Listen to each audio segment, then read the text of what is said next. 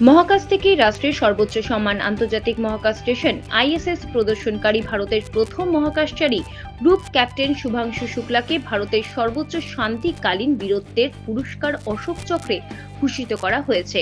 প্রজাতন্ত্র দিবসের প্রাক্কালে রাষ্ট্রপতি দ্রৌপদী মুর্মু এই সম্মান প্রদান করেন। গত বছরের জুনে অ্যাক্সিয়াম 4 মিশনের অংশ হিসেবে শুভাংশু 18 দিনের জন্য মহাকাশ সফরে যান। 1984 সালে রাশিয়ান সোয়েজে চড়ে রাকেশ শর্মা মহাকাশ যাত্রার 41 বছর পর এটি ভারতের দ্বিতীয় মানব মহাকাশ অভিযান। ফাইটার পাইলট হিসেবে SU-30, NKI, MiG-21, MiG-29 সহ একাধিক বিমান তাঁর 2000 ঘন্টার বেশি উড্ডয়নের অভিজ্ঞতা রয়েছে। এই ঐতিহাসিক মিশনের ব্যাকআপ নভোচারী গ্রুপ ক্যাপ্টেন প্রশান্ত বালাকৃষ্ণনন নায়ার পেয়েছেন কীর্তিচক্র।